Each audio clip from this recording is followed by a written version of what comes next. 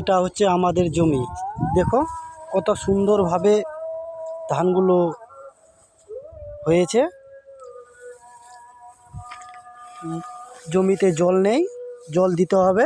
মার্শালওয়ালার কাছে যেতে হবে, তাকে বলতে হবে যেন জমিটাতে ভালোভাবে জল দেয়। জল শুকিয়ে গেছে, দেখতেই পাচ্ছেন। মাটিতেও পুরো সাদা হয়ে গেছে, দেখতে পাচ্ছেন পুরো সাদা হয়ে গেছে।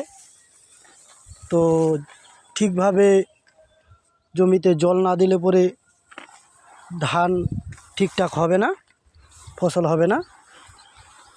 তো এই ধানগুলো বিঘায় ভালোভাবে যত্ন করতে হয়, তবেই ফলন ভালো হয়।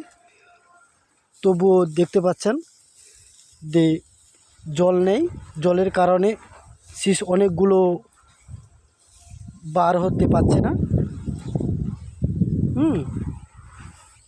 তো দেখতেই পাচ্ছেন এটা আমাদের জমি, পুরো জমি আমাদের। এটা দেখতেই পাচ্ছেন।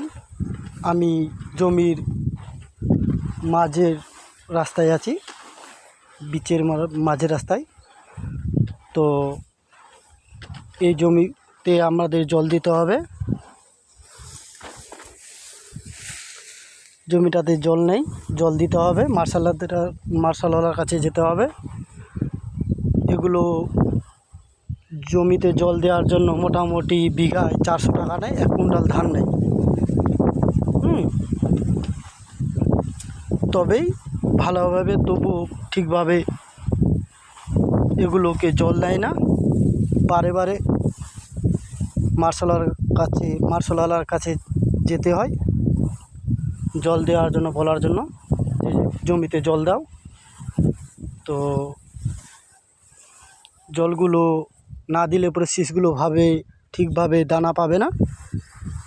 তো দানা না পালে পরে ধানগুলো ফকসা মেরে যাবে, অর্থাৎ পাতাহান মেরে যাবে। এই যে দেখতে পাচ্ছেন, এটা আমার পুরো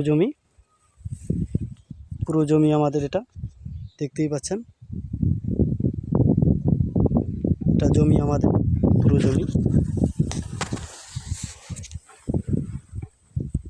আর এগুলো অন্যজনের জমি, দেখতেই পাচ্ছেন মাঠে পুরো ধানে ভরা। তো দেখা হয়ে গেল, এগুলো জল দিতে হবে।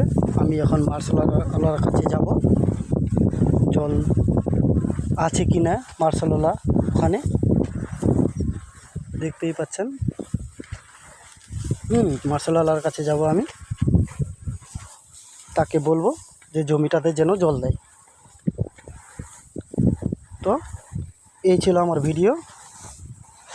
ধন্যবাদ।